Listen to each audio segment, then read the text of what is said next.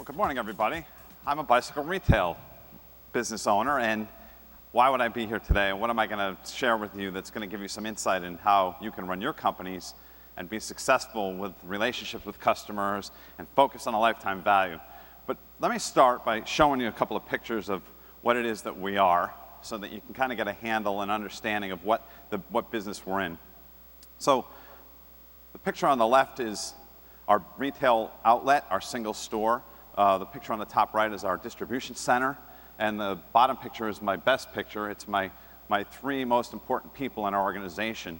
The guy on the left is Warren Weaver. He's my director of national sales. The guy in the middle is my director of operations, and the guy on the right is Tom Gerard, and he's my head of retail or the organization. So I'll talk about a little bit about each of these guys and what they've done to help drive our business forward and to make it as successful as it's been.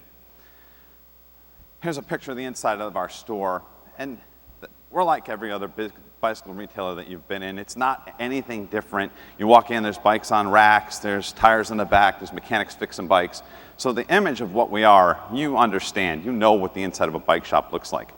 But what's different about what we do in comparison to what my competitors do and to really what a lot of other businesses do is that we're focused on service. So we're all about the service that we provide. We're all about the relationship with the customer. And I'd like to do an exercise before I really get into my presentation to show how service works.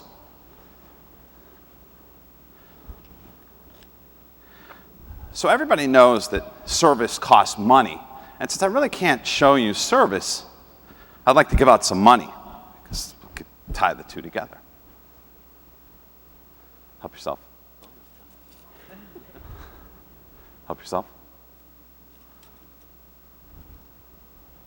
Help yourself. And one more. Help yourself.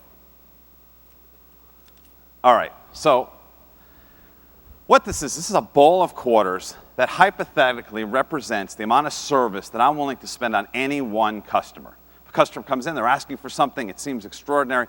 I know that the relationship that I have with my customer, that I need to make an investment to keep them as part of the business that we're in.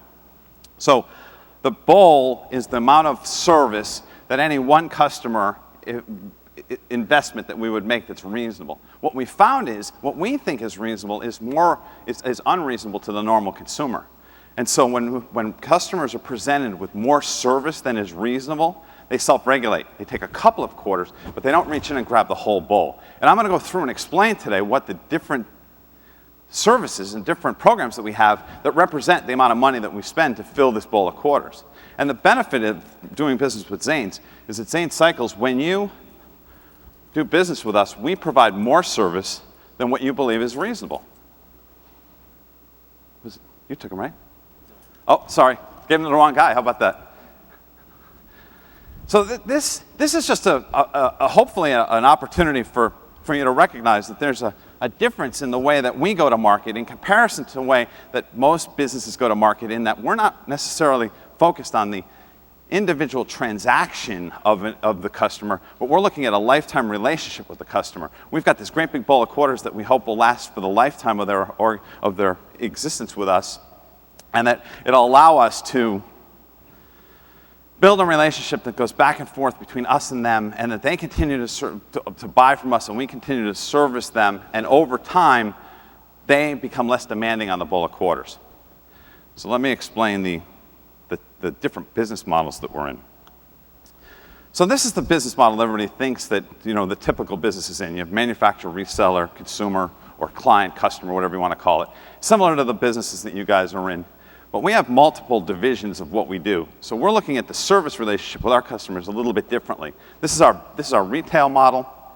And then we have another division of our company where we supply bikes to national companies who run incentive programs. So if you have an American Express card and you use points to get a bike, it's going to come from me. If you walk into a store and you see a bike on an end cap that's going to be raffled off, a Miller Lite or Budweiser bike or Coca-Cola, those will come from us. And we supply all these bikes to all these different organizations through a channel that's pretty complicated. That's us on the top. And then we have our independent reps. And then we work with all these different companies, from jobbers to incentive catalog companies to ad agencies to marketing agencies. And they all work with one another to try to bring this product to the end user, the American Express, or to the Marriotts of the world. And nothing happens until a recipient decides that they want to pick a bike out of an incentive catalog. So we spend all this time focused on building a relationship with all these different companies, and then we have to wait until the program comes into place, and at that point, hopefully the recipient picks a bike over a television or over some other item that's available in the incentive program. All these guys interact with one another, they all fight with one another, they all try to take each other's customers, and we're at the top trying to figure out basically how to get to that recipient. So it's a pretty complicated model that we work with to try to get the business to move from us to having a recipient pick a bike. The interesting part about that is our investment in time. From the time I decided to focus on a specific end user and try to figure out how to get to them until potentially a recipient picks a bike is about 24 months.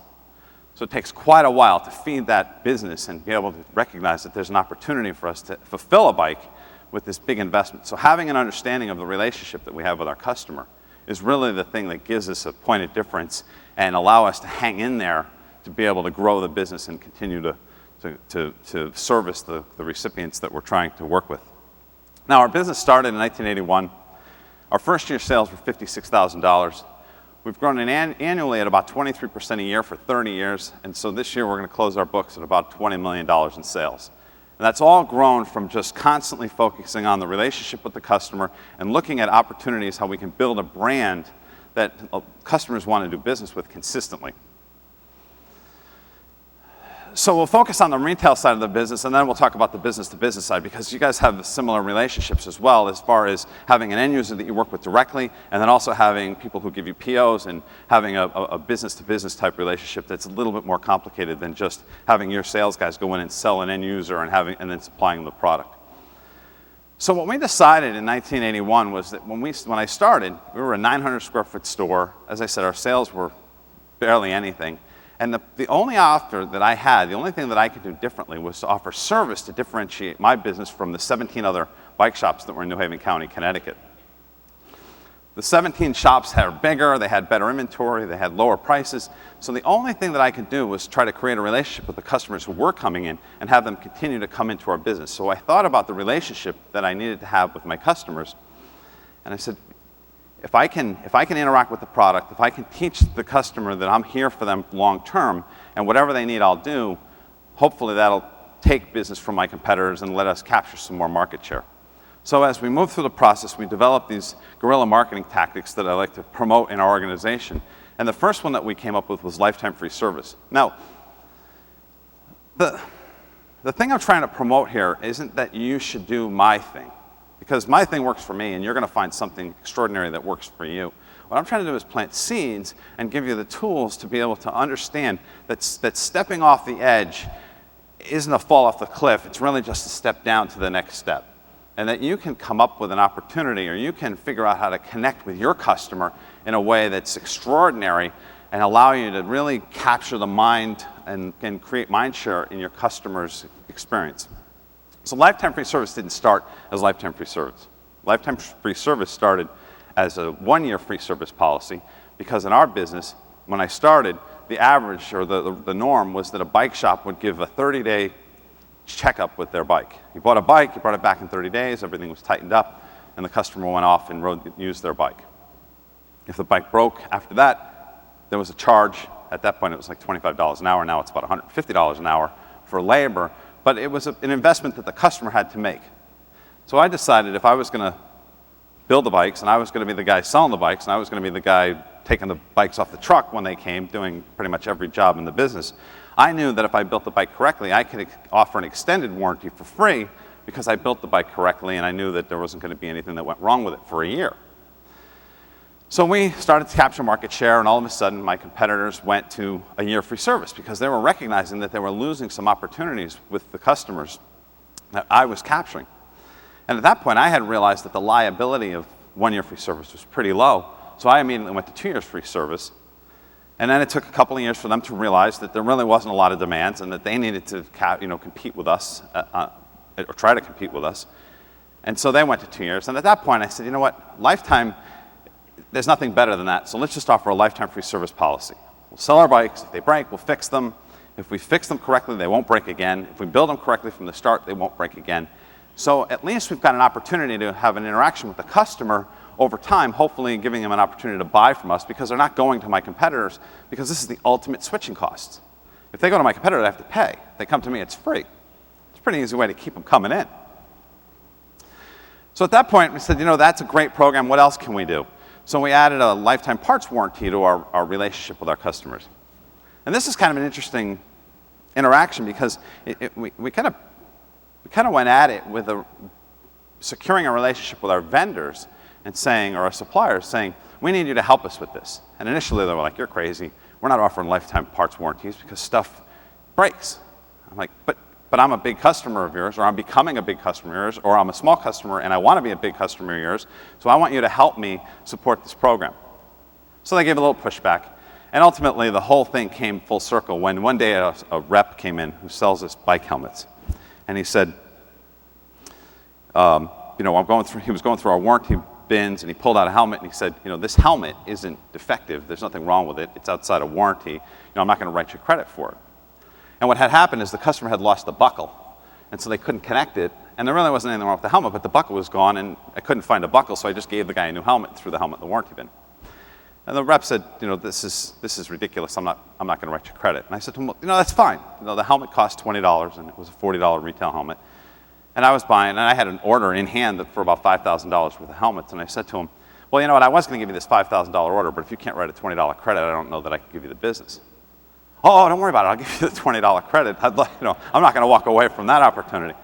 So at that point, it became cemented in our organization that if we were going to buy from vendors and we were going to support them and we were going to let them make the revenue from the relationship that we had with them, they were going to support us on this crazy lifetime parts warranty. And how much was it really going to cost? It's like the bowl of quarters. It was a minimal investment for him. It was just something that he didn't recognize as a value that we thought was important. So he immediately came around, and so did everybody else. Because we told this story a million times to everybody that came in who wanted to sell us product, and we said, well, we offer a lifetime free parts warranty. We need you to back it up. And they said, okay, we'll do it. We understand. We're all about that. So we offer these two things, and you're smart consumers, you look at this and say, well, if he's offering lifetime parts warranty and he's offering a lifetime free service warranty, he must be more expensive than everybody else.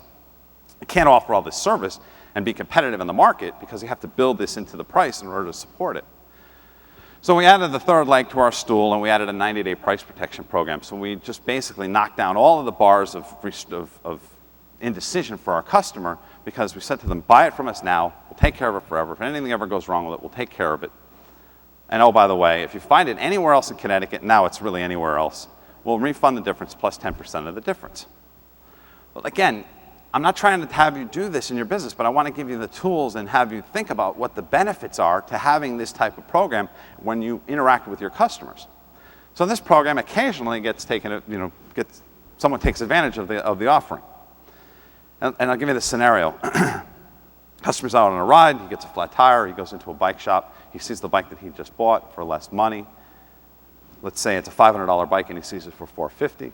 He calls us, he comes in, I should say, and he says, I was up at bike shop up in Middletown and I saw the bike and they have it for $450 and you charged me $500. And immediately we reach in the drawer, we grab $55, the difference plus 10% of the difference, and we hand him the money right out of the cash register. So now immediately he's like, wow, okay, they did what they said they were going to do. But he's also standing in a bike shop, and he's new into cycling, and he's got $55 in his hand.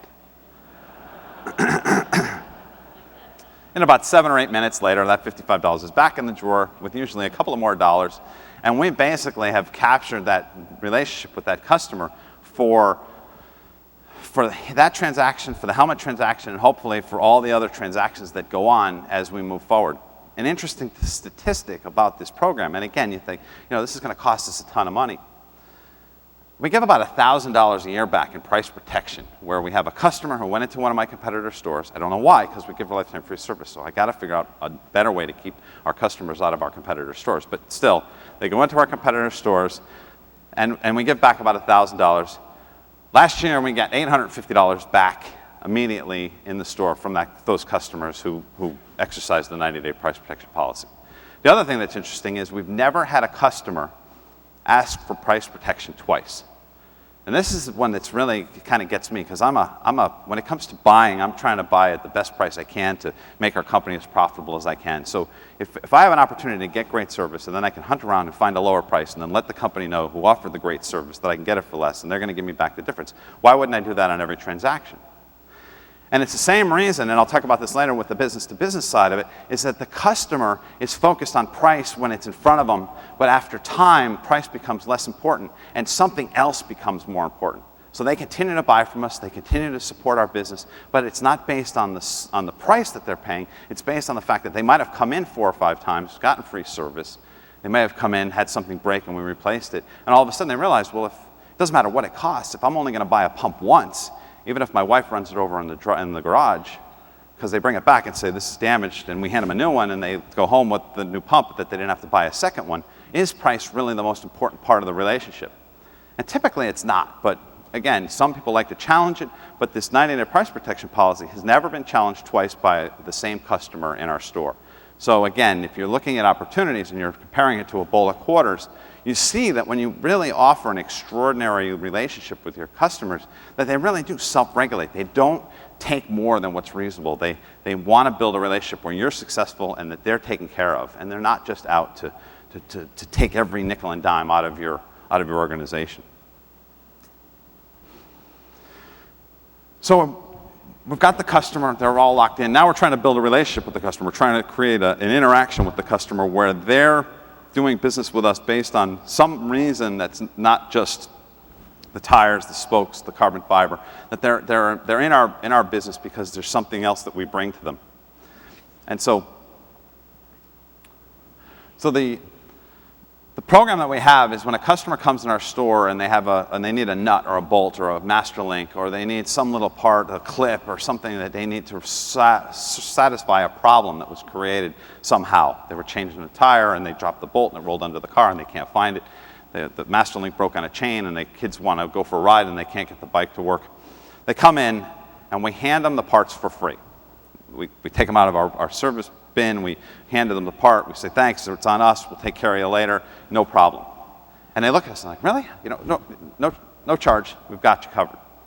And the reason we do that is because there's an understanding that when a customer is moving through their day, and they get their gas and they get their coffee and they go to the dry cleaner, that they're really not engaged. They're going through the process that they do every day and they're kind of mindless.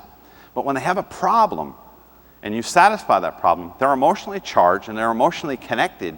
And if you can do something extraordinary, it makes a lasting impression in their existence or in their life moving forward. I hear lots of feedback from people. 5 years ago I came in to get a bolt and you just handed it to me. That was awesome. And so that's a 3-cent bolt that I gave to a customer. Sure, I could have charged 79 cents for it or $1.29 or whatever. It doesn't really matter what I could have charged for it. But instead, I made emotional connection with a customer that's going to last much longer than the dollar that I would have collected from the interaction. And we're constantly looking at ways to connect emotionally with our customers so that we become top of mind for them. So again, the challenge is what can you do to have a connection with a customer that when they're in their hot point, when things are going badly, when they're frustrated, when they're uptight, that you can change the attitude, turn things around, and make it so that they fall in love with your organization, because that's really the only time that you can make a really strong impression on your customer. When your truck shows up and the stuff's delivered and it's the right order and they send in the check and they're paid, there's no opportunity there to have them fall in love with you. It's when something unique happens and you act differently than what they expect that creates a relationship with that customer going forward that's much more valuable to them. We have a kids' play area. Again, nothing new now, but in the mid-'80s, we were the first place that had a kids' play area. We're in a bike shop. We had movies. We had a sandbox. We had, we had lots of things for kids to do, a Brio train table. And we found that the kids would come in and the parents could shop during the holiday and interact with us and make an investment in the product that we're offering right in front of their kids, because the kids were so engaged in what they were doing that they didn't know that the parents were actually buying stuff from us. And it also kept the kids from trying to ride all the bikes in the store and knocking them all over and all the things that happen in a bike shop. It's interesting, when the bikes fall over in a bike shop, you can tell who the employees are without name badges and who the customers are, because the customers jump to try to stop the the falling dominoes, and everybody else just steps back. And when it's done, we'll stand them all back up. But you cannot stop a row of bikes from falling once they start to fall.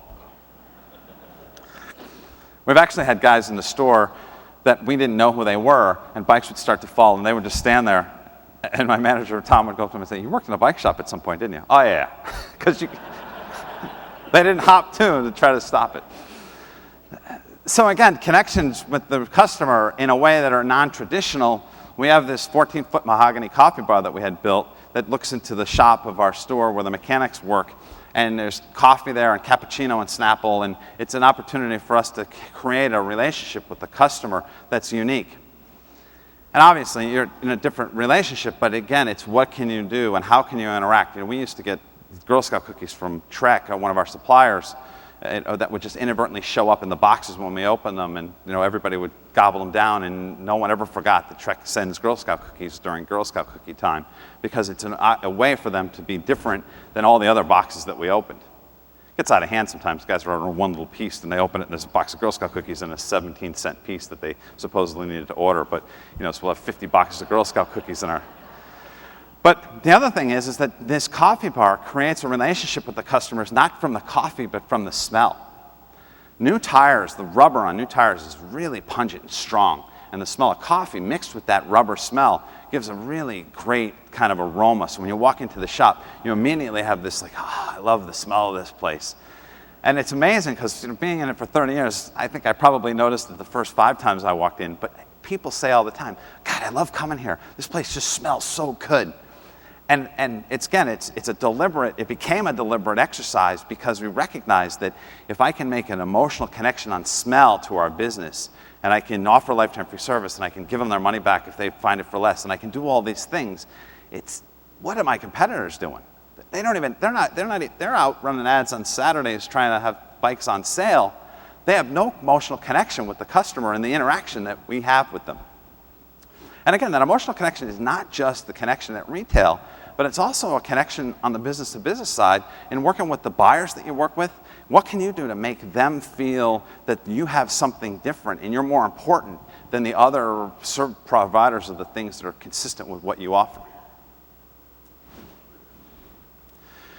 So now we're to lifetime value of a customer. And this is the thing that I completely embrace and I'm in love with. The understanding that my relationship with my customer isn't going to be a single individual transaction time and time again. It's a period of time that they get their first bike when they're 6 or 5, and they get their bike when they go to middle school, and they get a high school bike, and they get one after they graduate from college, and then they get one when they get married, and then they get their midlife crisis bike, and then they get their retirement bike. And all these bikes, and I want all those transactions. I don't want just 1 or 2 of them. I want to make sure that every time they think of our product, that they recognize that we value the relationship that we have with them, and they continue to come to us. And you've heard what I've offered previously on how to build that relationship. But the lifetime value proposition changes not just my attitude, but my staff's attitude. And my staff is empowered to satisfy customers at all costs. There's no restriction. If something happens and they need to fix a problem, they fix a problem. If they spent too much money, we'll have a conversation potentially about what they could have done differently that might have gotten the same results. But they're empowered to do it, and they're applauded when they do something great. But they can't do something great unless they know what the value of a customer is. At Zane Cycles, a customer who buys all their bikes, all their accessories, the car racks, and all the other things that they're going to get is worth $12,500 to us. That's a $5,650 profit. So that aura that's around every customer that walks through our door is recognized by not just me, but all my staff. If you ask my guys, what's the lifetime value of a customer? $5,650 in profit. So if a guy comes in with a tube that he bought from us for $6, and he says it's defective, and we open up the box and we look at the tube, and it has a hole in it from a screwdriver, because it's got a little scrape next to the hole from where the screwdriver went through the tube because he was trying to put it in and didn't realize you're supposed to use the back of a spoon and not a screwdriver. We go over and we hand him a new tube, and we apologize for selling him a defective tube. Wink, wink. By the way, use the back of a spoon, don't use a screwdriver the next time you put this tube in. And so they walk out the door and they're like, and of course the tube goes in my warranty bin, and my supplier warranties it. But beyond that, it's my staff, new staff says, that guy's ripping us off. He screwed up that tube. He messed it up. Why are we giving him another tube? And I'm like, because he's worth $12,500. He's not worth $6. his interaction with us is going to be over and over and over again. And because I gave him the wink, because he knows that he made a mistake and we're going to support him, next time he has a need, he's going to come to us. So we don't just offer lifetime free service. We don't just offer replacement of parts. We tell the customer what the value is that we're giving them. When we do lifetime free service, you bring in your bike, it needs a tune-up. We do the tune-up. My mechanics write out the ticket like a normal service for some bike that doesn't belong to us. So it's $136 for a tune-up plus a cable and some other things that needed to be replaced. And then we cross out the $136 and we put a zero underneath it, and we hand it to the customer when they pick up their bike. Because if we don't tell them what the value of the service that we're offering them is, there's no value to them. They think it's just, it's lifetime free service, lifetime free service. And we found that we transitioned from just handing the person the bike and saying, hey, thanks a lot, have a nice day, to actually giving them a receipt and having them look at it and go, wow, thanks. Because it's $136 off the cost of what they thought they should have to pay.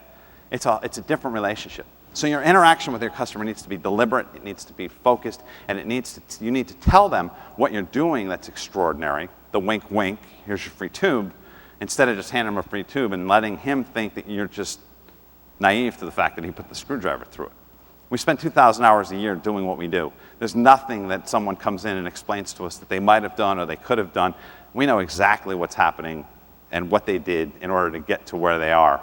Just like you know your customers and all the things that they do and all the games that they try to play.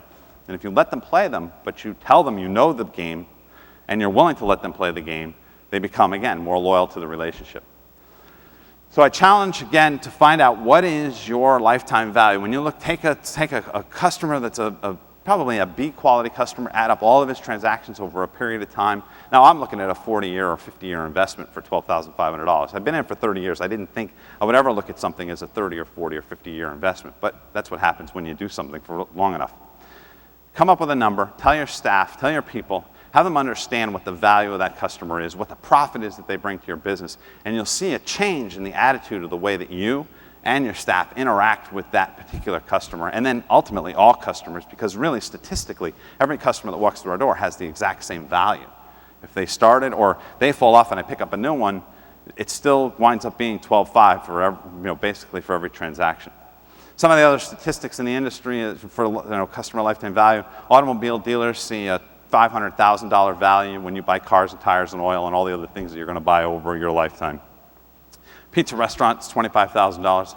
Mine's probably $50,000, but whatever. The college, and then after college, and all my kids, and we burned through boatloads of it. So when they make a mistake, and the pizza, the pie, we call them pie in the Northeast. When the pie isn't done right, do you go back to him and explain that you're unhappy? And if he doesn't understand that your lifetime value is $25,000, he might be like, hey man, mistakes happen. But if he understands lifetime value, then all of a sudden you're like, oh, the next 3 pizzas are free, because he doesn't want you to start to look for someone else to supply, to be a pizza supplier. And then finally, my last one is Tropicana orange juice, and this ties to our corporate business. We supplied bikes to Tropicana. If you went out and saved UPC codes, you could get a really nice $500 Trek bike if you saved 1,000 UPC codes. And the reason that they were willing to spend that much money to give customers bikes was because they realized that a customer will spend $32,500 on orange juice in their lifetime if they're an orange juice consumer. Now, some guys don't spend any money on orange juice, but work for the sanitation department in New York, cut off all the UPC codes, and then wind up getting 14 bikes. But there's a few people that grab in and grab the whole bowl, but not everyone grabs the whole bowl. So you've got an existence where Tropicana bought 2,500 bikes from us early on to promote the fact that they wanted their customers to have bikes, be healthy, drink orange juice. There was a Tropicana logo on the bike, and it was because they recognized the value and what kind of investment that they can make in order to keep their customer coming in. And what kind of investment can you make when you look at the aura around your customer rather than the $36 or the $136 or the $1,036 transaction, and how much money you're making on each one. I'd love to lose money on individual transactions because I know over a lifetime I'm going to be incredibly profitable working with that customer, because they're going to become price is going to become less and less important in the interaction that they have with us as they fall in love with the business that we are and the interactions and service that we provide. So Mitchell's is a clothing store. Jack Mitchell wrote a book called Hug Your Customers and another book called Hug Your People. And he recognizes the lifetime value of a customer. I have gone and I get my suits from him, and being a bike guy, I don't buy a lot of suits. But when I do, I go to Mitchell's because they tailor them and the quality of what they offer is great. So I had been in there for about a year, and one day I get this letter in the mail, and there's a store certificate for $100 for me to come back to the store because they've missed me. And it's not buy, get $100 off if you spend $500. It's not, buy this specific thing and get it for, it was, here's a $100 gift certificate, just come back in. We're confident that if you come in, you'll start buying again, and we're willing to entice you with a $100 gift certificate to do that. The other example I have is IBM. This is an ad that was in a magazine talking about the value of that suitcase. The suitcase isn't worth $130,000 or $140,000. The amount of airline tickets that I'll buy is worth $140,000. And if you lose my suitcase, I'm not going to pick your airline. I'm going to pick somebody else's airline. I'm going to go Southwest instead of United. Because United loses your airlines, or they hate guitars, or all these things that you know. And Southwest, they have the best baggage handlers in the industry, and they pay them more than anybody else because they understand that if the flight can be great, it can be completely safe, everything can go smooth. I get to the turnstile, my luggage isn't there.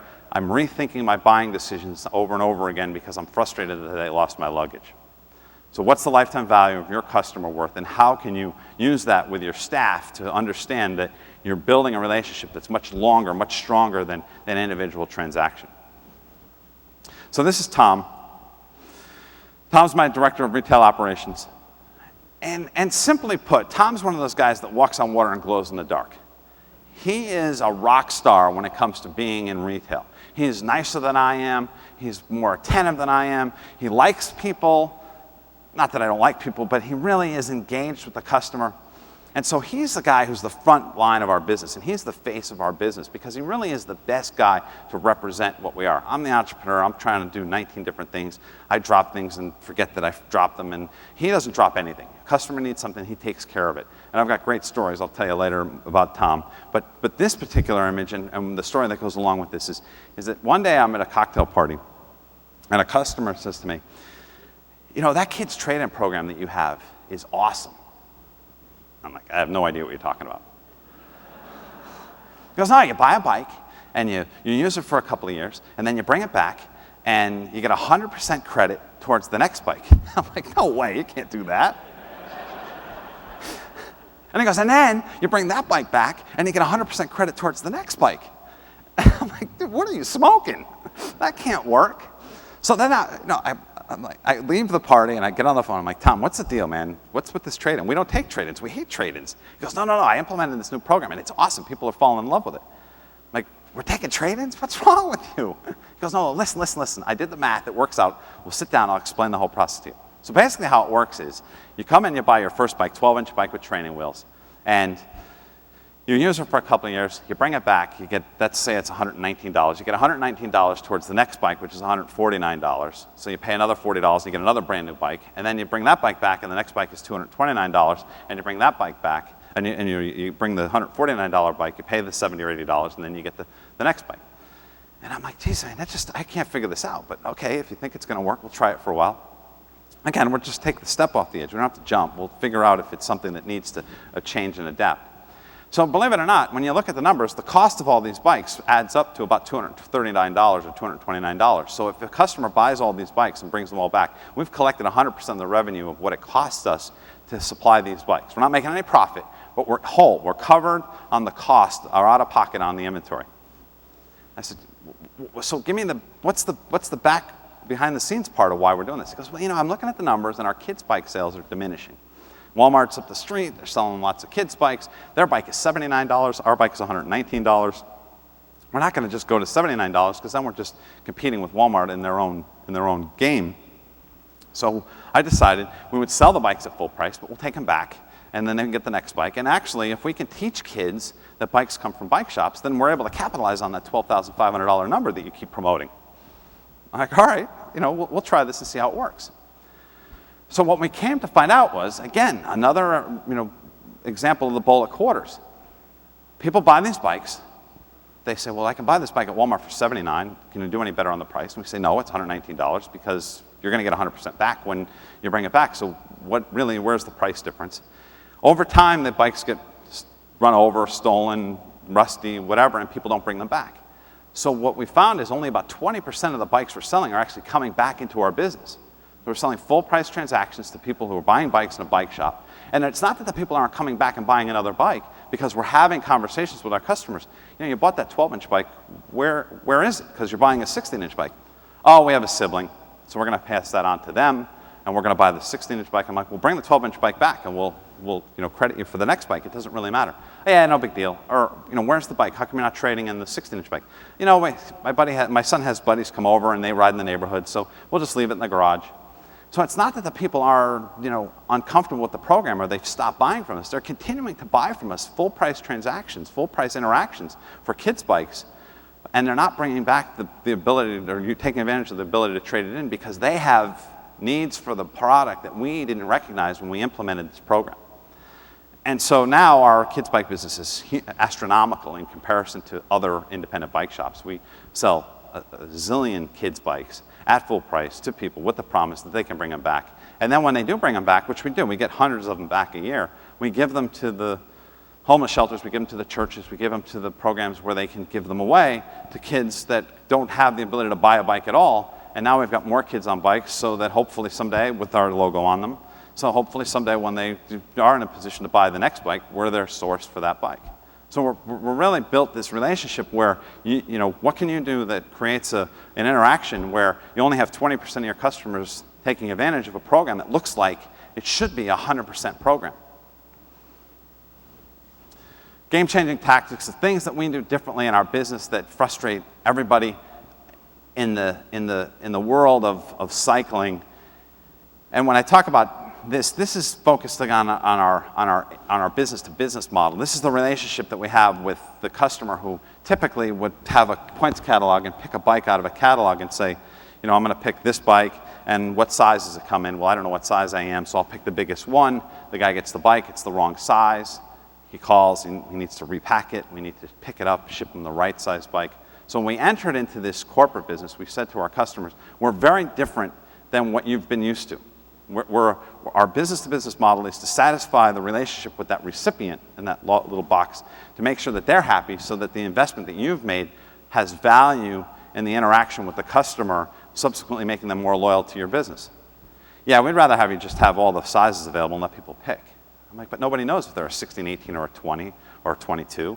They don't have any idea how bike sizing works. So we're going to custom fit you. We're going to collect the height and inseam from a recipient. We're going to determine the right size bike. We're going to ship that bike. We're going to have fully assembled that bike so that it works when the customer gets it, rather than just a big box of parts. And we're going to create a relationship with the customer that's going to have them fall in love with what it is that's different about what they did with us than, say, what your other suppliers that offer similar products do. We're going to email the recipients when we ship out a bike on your behalf. And this is something we did back when email was, I think it was AOL was the only service provider that had email, and CompuServe. And we would email the customers, asking for their email address, and then tell them when the bike was coming, so that the interaction that the customer had with us was transparent to the company that was buying the bike from us. What services did you provide, or can you provide, or that we created, that allows the customer to have a direct relationship with us around the American Expresses, around the Marriotts, around the Budweisers of the world, so that if there's a problem, they communicate with us, we can satisfy the relationship and keep that customer not having a strong feeling about our service level as far as being disappointed. We're promoting that the phone never rings and that the relationship that we have with our customer is unique. And then we have a live webcam as well in our facility. So again, when we ship out these 50,000 bikes a year, if a customer has a problem with trying to put the pedal in, because the left-hand pedal is a left-hand thread, which is a reverse thread, and they call and say the pedal's stripped, and we're like, no, go the other way. And they're like, no, it doesn't work. And we go, okay, and we turn on the webcam and we show them how to put the pedal in. Again, Skype now is really simple, but when all these programs were implemented, we were pioneering service levels that would allow us to interact with people all over the country, rather than individual transactions at level at the retail side of our business. How can we be all places to all people? How can we communicate with people all over the country in a way that's unique and gives them a feeling of the fact that American Express gave them a bike was a positive experience? This is there we go. It's not me. So the satisfaction index is a tool that people use, and hopefully you're doing satisfaction surveys with your customers, and there's Net Promoter, and there's lots of different satisfaction surveys that can be done to figure out what your relationship is with your customer and how much value you have with them and how they feel about your business. And I was reading a story that was in the Harvard Business Review specifically about satisfaction surveys. And there was an interesting understanding or counterintuitive understanding that came out of the article. When we look at our satisfaction surveys, or when you look at your satisfaction surveys and you look at the customers, you say, okay, we're trying to get from 7 to 10. We want all of our customers to be in the 7 to 10 range. If they're sub-7s, we're going to call them. We're going to figure out how to satisfy their situations. We're going to create a loving experience for them to try to come to our business. Because obviously, if they're putting 1s, 2s, and 3s, they're not happy. So you're going to go out and address these 1s, 2s, 3s, all the way up to 6s to try to have an understanding of how to build a better relationship. The article came to say that the 7s and 8s are vulnerable to your competitor. Those are the satisfied customers, but not the highly satisfied customers. And that really the only thing that you can rely on in your satisfaction surveys are that the 9s and 10s are truly your customers. 7s and 8s will jump ship. If your competitor offers a better message or has the ability to promote a different message, your customers will switch and go to someone else. And you're looking at them going, well, my 7s and 8s, they're satisfied. Why would they switch? It's because they're not highly satisfied. It's not that they're not in love with your business, so they're happy with your relationship. But again, one little opportunity for your competitor to say something really unique or have an experience with them that's different from what you're offering, and then you can lose them. And so what I challenge is that the understanding of this counterintuitive message is that your 7s and 8s are vulnerable to your competitors, but your competitors' 7s and 8s are opportunities for you to pick up really good high-level customers. 7s and 8 customers and 9s and 10 customers typically buy more, they spend more money in the organization. They're an opportunity for you if you can find out how to do satisfaction surveys with your competition's customers and you see a 7 and 8, you can go on with a really unique message and you can have an opportunity to take that customer from your competitor because, again, he's not committed to your relationship. And that's something that your competitor doesn't understand. They're looking at their satisfaction surveys and saying, I've got these guys, they're all wrapped up. And I know this to be true because we've gone after our corporate customers. We do satisfaction surveys with them on our competition. We ask them to fill out a survey so that we can better serve our relationship, have a better relationship with them, figure out how to build our business to be more valuable. And when we see 7s and 8s on our satisfaction surveys from the customers who don't buy a lot from us, but buy a lot more from my competitors, we go after them hardcore and we spend a ton of time and energy promoting that they should come to us and become our customers. And we've been very successful in having that come about. Part of what we do in our business, as you probably can tell, is that we're constantly asking what we can do better. What are the things that we can improve on? Can we add kids' trade-in program? Can we add a webcam? Can we email our recipients? What is it that we can do to make our business and have the interactions with our customers become more valuable to them, subsequently creating value for us? And the way that we figure out how to do that is that we look for the ones. I'm a maniac. When we get our customer satisfaction survey back, I am all over the ones. I love ones. We go weeks and weeks and weeks without any ones, and I start to get antsy because they come in the mail, they come in email, they come in through the fax. We survey every customer that gets a bike from us, and we're looking for the ones because the one is the place where someone's really frustrated, really ticked off, and they give us solutions to fix our problems. They tell us what the problem is very clearly. They promote what we should do to fix the problem. And if we can implement a change in our organization, it's not just better for that particular individual, but it's better for our company as a whole and all of the future customers as well. So over the last 36 months, we've implemented 17 new programs in our organization based on the fact that we get ones in our satisfaction surveys. I'm a customer service guy. You would think, he's got customers that love him. He's all about the relationship with the customer. How could he possibly get ones? We all get ones. We drop the ball, something happens, the UPS kicked in the box, the customer came to the store 15 minutes early, there were people looking through the window, they could see our employees didn't open earlier to let them, save them some time. There's lots of things that we do just by mistake that create a one environment for our customers. But finding out who those customers are, finding out what the problem was, and then implementing a change so that we can get a resolution to the one will keep us from getting those ones. And again, over time, we've got less and less ones. And I think that sometimes Colin, my operations guy, feeds in ones just because he knows I'll be pacing around the fax machine waiting for surveys to come in, and they're all 9s, 10s, and people are happy. And so all of a sudden a 1 will show up, and it'll be something scribbled down that you can't read. And I'm like, Colin, come on, man, you're killing me here. I want real ones. I don't want your ones. He goes, well, you're nervous. I know you need a 1. So I said this before, our goal is to make sure that the phone doesn't ring of our customer. When we look at the relationship that we have with our business-to-business customer, the best thing that I can do is to make sure that the recipient doesn't call them with a problem. I can't get the customer to call them and say we did a great job, but they will always pick up the phone and call them if there's a problem.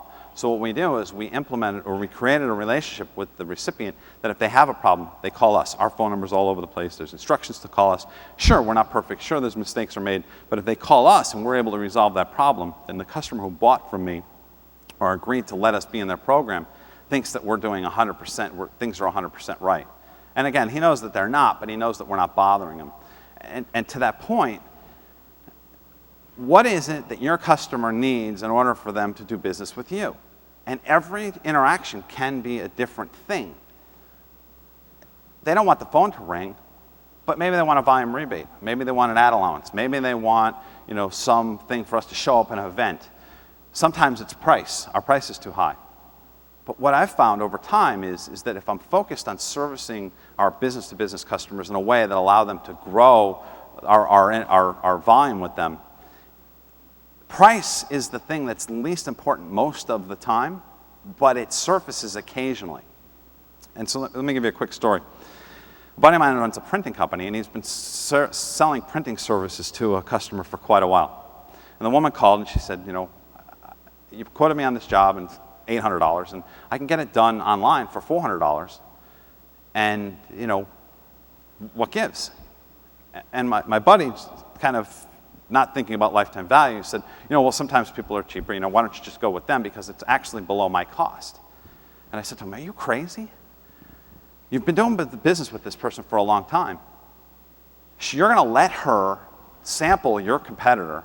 You're going to let her do business with your competitor simply because of price. And so she's going to have 2 phone numbers in her Rolodex or in her contact the next time she needs printing done. He goes, yeah, but I've been losing $200 on the transaction. And I'm like, but you'd be losing a lot more than $200 on the transaction if she decides that she's going to start buying from that person because their quality was good, they delivered on time. There's other services that she appreciates. So if you're the guy that she's looked to and you've got one opportunity to take a beating on a relationship that's gone on for years and years, take the beating. Because the next time she calls, it's not going to be focused on price. It's going to be, I need it tomorrow, or I need it overnight, or I need it broken up into this, or I need this kind of color separation, or whatever. But it's not going to be a price relationship. But if another phone number is in her Rolodex under printing services, she's going to call both of you guys to see who's better, or who's going to give her, the supply the needs that she has.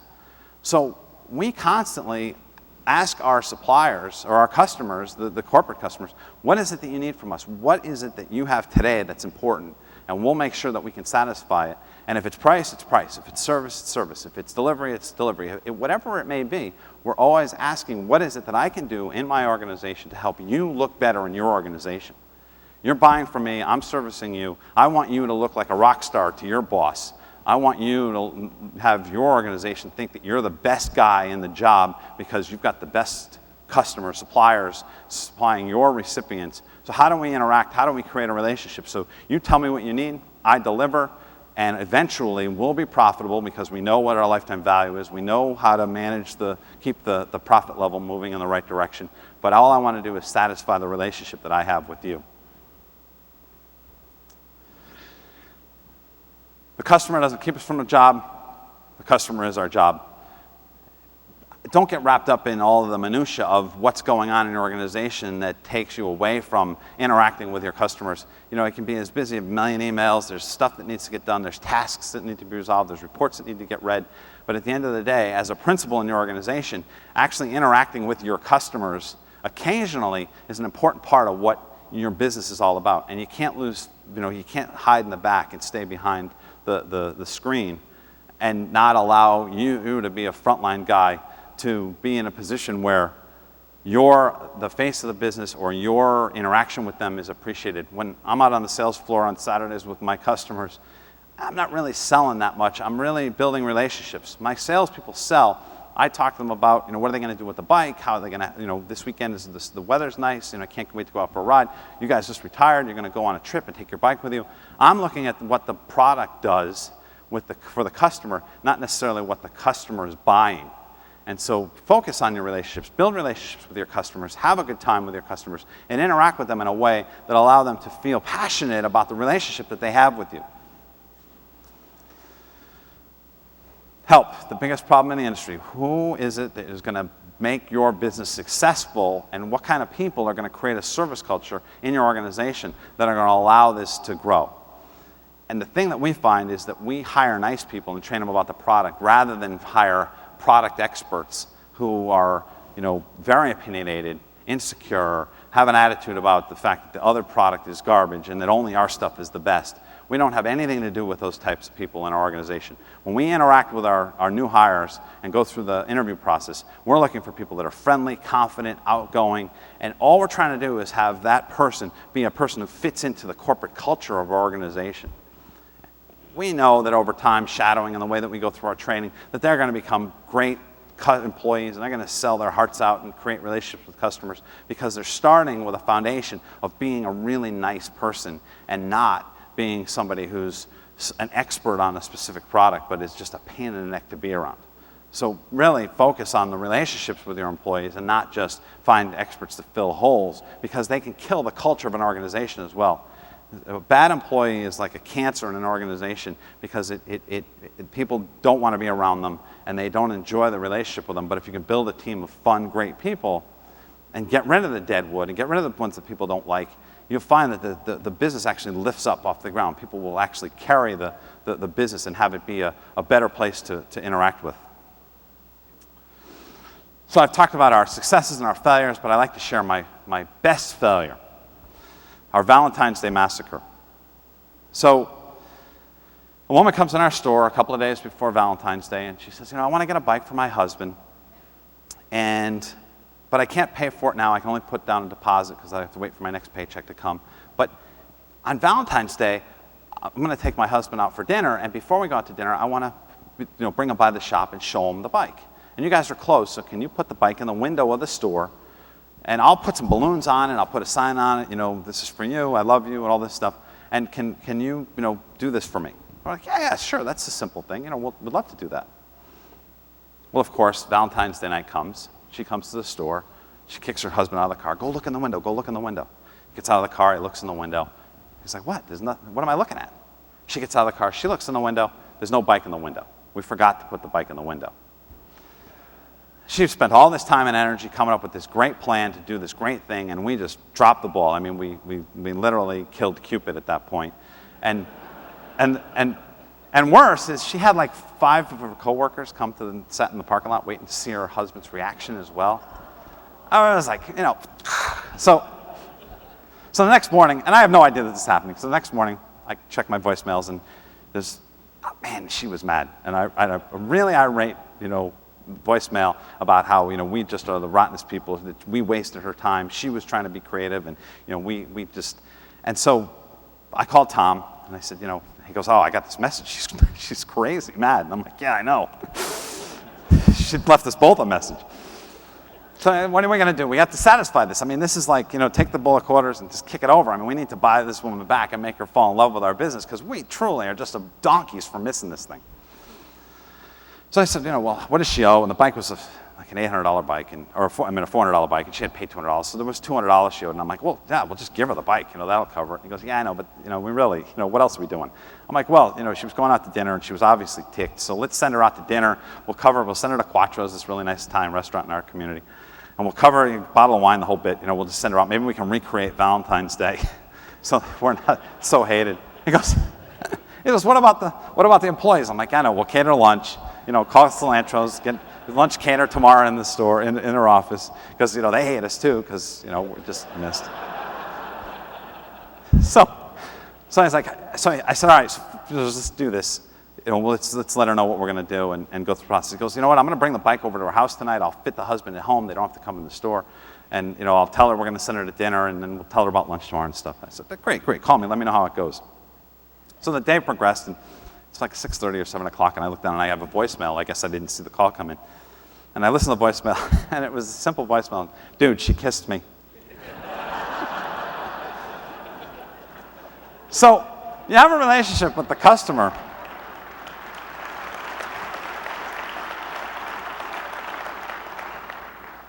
So you have a relationship with the customer. She goes from, really wants to put one between the eyes to kissing you in 12 hours. That's a pretty quick emotional swing. But the best part of the story is that, obviously she's a customer, her husband loves the bike and everything's perfect. But the best part of the story is that 3 days later, I get a letter in the mail from Greg Chochi. Greg Chochi is one of my employees who forgot to put the bike in the window. He sold her the bike. He told her he'd put it in the window. He was responsible for fulfilling her dreams of having this thing happen. And in it was a letter. It said, I made a mistake. I apologize for the inconvenience I created. I know I potentially cost us a lifetime customer. I love that. He's actually got lifetime customer in the letter. And included is a check for $400, the amount of money that you spent to recover this customer. Now, I still have the check. Of course, I wouldn't even think about cashing the check because the fact that an employee recognized that he was responsible for creating an uncomfortable relationship with a customer and then willing to come to bat to have that happen is just an amazing thing. The part that's interesting about this is about 10 years ago. He was making $10 an hour as an employee. So this is a week's pay for him that he was willing to give up as an employee to show us that he truly was sorry that he made this huge mistake. And this is the kind of relationship that I have. Now, he's still with us. It's been, he's a lifer. He's got golden handcuffs. He's not going anywhere because, he's my guy. He's like Tom. He's definitely a walk on water, glow in the dark kind of guy. But this is the relationship that we have with our customers. And can you create a relationship with our employees? Can you create a relationship with your employees, or do you have employees that are that committed to the relationship that they have with their business?